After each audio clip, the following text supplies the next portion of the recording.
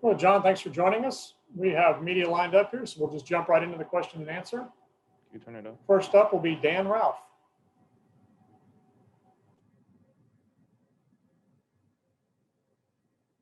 There we go. Hey, John, congratulations on getting to this point. I'm wondering, how difficult is it waiting and not knowing whether you're going to play Monday or whether it's going to be another week given the COVID situation? I wouldn't say it's too difficult. I think we just focus on what we have to do to prepare for the game, and whenever that is, and whatever date it is, I know that we'll be ready and well prepared to play. Next will be Lucas Wiese. Lucas? Hey, John, thanks so much for taking the time. Can you maybe walk us through that 40-yard reception in the Rose Bowl and DeVonta Smith's blocking on that play as well? I think it was just a good call and great execution. I think we got the call into the right look that we wanted. And of course, what we take pride on as receivers is also playing without the ball. And I think that was great of Smitty leading me down the field, leading the way. Next will be Dave Naylor. Dave? John, could you tell us a little bit about, the relationship you have with your brothers, some of your friends back in Brampton that I understand, you still keep very close ties with through the course of the season, and what those kind of relationships mean, supporting you in your football journey? The relationships I have with my brothers and all my close friends back in Brampton and back home mean everything to me. They are the reason why I am the way I am. They've helped me with everything, and they continue to be there for me unconditionally. So those relationships definitely mean a lot to me. Next will be Zachary Braziller. Zach? John, few kind of, I guess, a two-parter. How has Jaylen looked in practice, and what would getting him back for this game mean to you guys? Waddle's looked good. He's been doing a lot of treatment. He's been on top of everything, and I feel like that's that. And him coming back, I think everyone knows what he brings and what that brings when he's on the field to the defense, how they look at that, how dynamic our offense is. So I feel like everyone kind of knows what he brings to the table. Patrick Murphy. Pat? I'm not sure how much you look at individual matchups before, but there's a chance Sevyn Banks, number 7 for Ohio State, could be on you a lot. If you've studied tape on him, what do you see from him? He's a young receiver who's in his first year starting for Ohio State. I don't really look at individual matchups a lot, but I do look at their defenses and their personnel and who we're going to play. But he's definitely a good DB. Their DBs are really long, lengthy, good in coverage.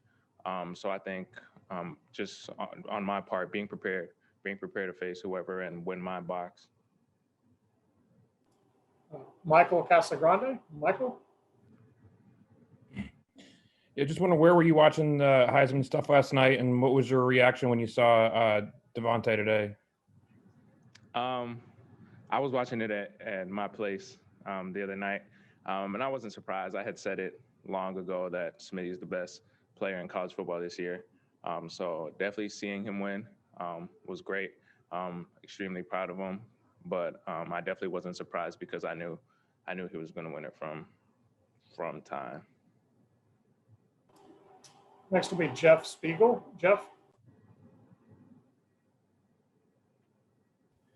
Hey, John, is it cool to see a wide receiver finally win the Heisman Trophy? And do you think we'll see more wideouts win it in the future? I hope more wideouts win in the future, but it definitely is cool, especially it being somebody from Alabama and somebody in our receiver room. But especially it being more of a quarterback, running back award that people say. But it definitely is cool, and I definitely hope that more wide receivers win the Heisman Trophy coming up. Nathan Baird. Nathan? Hey, John, what's something about Mac Jones that you feel maybe doesn't get enough appreciation from the rest of us? I'm not really sure. I think Mac does everything well, and I think he does everything great, actually, as far as being a leader. His ability, what he does on the field, his preparation for the games. So I think he's great at all those things. Ronald Wallace, Ron? Good morning, John. I would like to know how are you and the other receivers able to be on the exact same page as Mac, and how did he make the determination who's going to get the ball? Just practice. I think we practice really hard. We always practice hard. And I think that's where a lot of the chemistry is built, a lot of the bonds are built. And as far as determining who gets the ball, we kind of just go out there and play, and the ball finds the right person. Like we say, the ball will always find the right person. So I think that's pretty much it. Kurt Burmester, Kurt?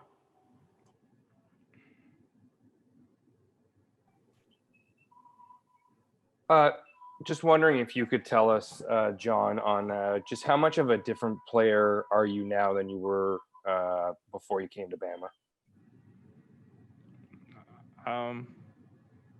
Different in a lot of ways. Physically, mentally, emotionally, you just grow coming to Alabama, just knowing that every day you're going to compete and that this place is going to bring the best out of you. It's going to force the best out of you, for you to be the best version of yourself, for you to be a competitor. And I think in all those ways, I've definitely grown. Next will be Tony Gerdeman. Tony? John, you said DeVonta is the best player in college football. Can one defender slow him down? And Was there a second part to that question? I Yeah. didn't hear it. Can one guy slow down DeVonta? No.